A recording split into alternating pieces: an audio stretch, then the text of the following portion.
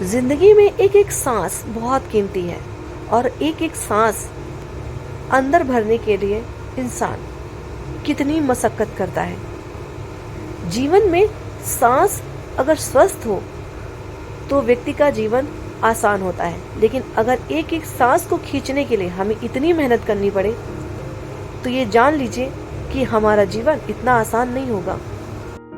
बीमारी ऐसी है कि जिंदगी और एक एक सांस लगने लगती है बोझ। जानलेवा और खतरनाक बीमारी से कैसे करें अपनों का बचाव, जानते हैं आज के इस डे इवेंट सीरीज में। मैं social activist advocate Tanishka Gupta GDS live में हर दिन कुछ खास कहता है, कुछ नया सीखने का यही मौका है। मैं आज के दिन मैं जिस डे इवेंट के बारे में बात करने वाली हूँ, शायद आप इस वीडियो के शुरू में जान ही गए होंगे। जी हाँ, वर्ल्ड अस्थमा डे। आज के दिवस के बारे में लोगों को अपने स्वास्थ्य के प्रति जागरूक रहने के लिए बहुत ही महत्वपूर्ण है। अगर हम आज के दिन इस दिवस के महत्व को समझ सकें, इस बीमारी के बारे में जागरूक हो सके, तो हम आने वाले भविष्य में अपने आप को, अपनों को इस बीमारी से बचा सकते हैं। तो आइए जानते हैं वर्ल्ड अस्थमा डे क्यों सेलिब्रेट किया जाता है और इस दिवस को मनाए जाने के पीछे क्या महत्वपूर्ण संदेश और उद्देश्य है। इस दिवस को मनाए जाने की शुरुआत कैसी रही और कैसे इस दिवस को मनाया जाना शुरू किया गया था। आखिरकार अस्थमा किस तरह की बीमारी है और इसका इलाज कैसे किया जा सकता है, इसे प्रबंधित करने के लिए हमें क्या क्या उपाय करने होंगे। तो बहुत कुछ है खास इस वीडियो में, बने रहें अंत तक और चैनल को सब्सक्राइब जरूर कर लें, जिससे हर डे इवेंट की स्पेशल वीडियो सीरीज आप तक रोजाना पहुंचती रहे। अस्थमा दुनिया भर में बच्चों और वयस्कों में सबसे आम और पुरानी स्थिति है।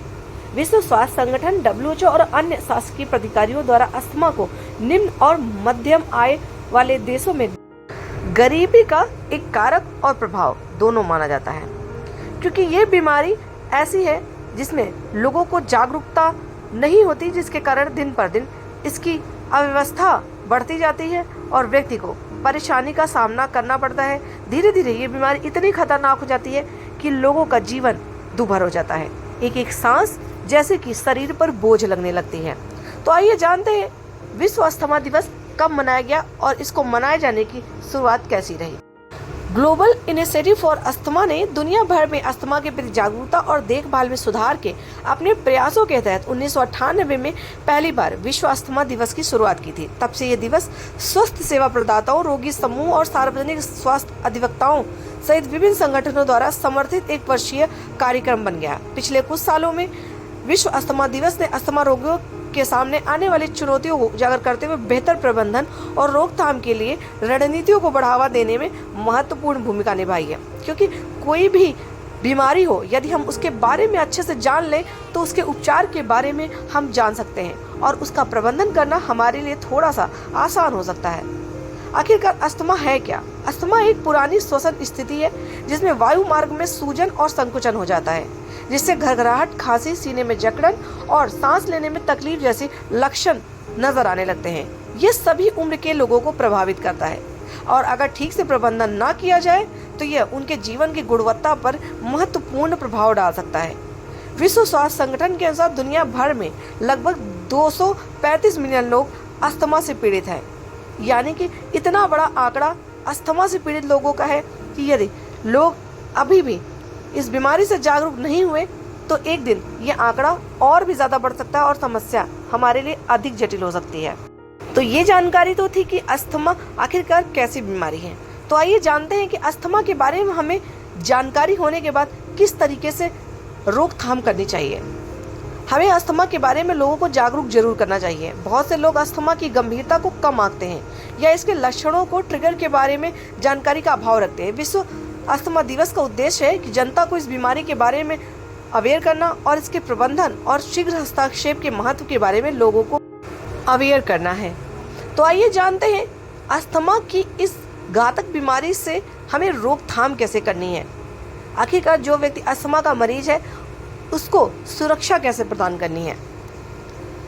वायु प्रदूषण, ठंडी हवा, सुगंध आदि जैसे अस्थमा ट्रिगर के संपर्क में आने से बचें, क्योंकि जो भी व्यक्ति अस्थमा के मरीज होते हैं उन्हें वायु प्रदूषण में अस्थमा की परेशानी बढ़ जाती है, ठंडी हवाओं में उन्हें अस्थमा की परेशानी बढ़ जाती है, सुगंधित या फिर कोई ऐसी स्मेली चीज जिसके कारण अस्थमा की परेशानी बहुत अधिक बढ़ जाती है। एलर्जी पैदा करने वाले तत्वों से हमें जरूर दूरी बनाकर रखनी चाहिए। सिगरेट, मोमबत्तियां, धूप और आतिशबाजी के धुएं से हमें बचना चाहिए। आजकल हर त्योहार में या हर खुशी के माहौल में हम बिना ये सोचे हुए कि आखिरकार हमारे अगल बगल कोई बीमारी या रोगी मरीज तो नहीं रह रहा है, हम खूब सारे पटाखे या फुलझड़ियाँ इत्यादि प्रकाशित करते हैं। हम अपने उत्सव में ये भूल जाते हैं कि हमारे उत्सव से किसी दूसरे व्यक्ति को परेशानी का सामना भी करना पड़ रहा होगा। अगर कोई भी व्यक्ति अस्थमा का मरीज है तो उसे आतिशबाजी, सिगरेट और अन्य धुओं से दूरी बनाकर रखने की आवश्यकता है, जिससे उसकी समस्या और न बढ़े।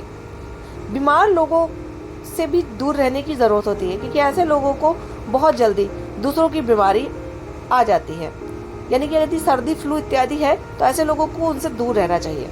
आसपास के वातावरण को धूल मुक्त जरूर रखना चाहिए, क्योंकि जिन लोगों को अस्थमा की समस्या होती है उन्हें धूल के कारण समस्या का सामना करना पड़ता है।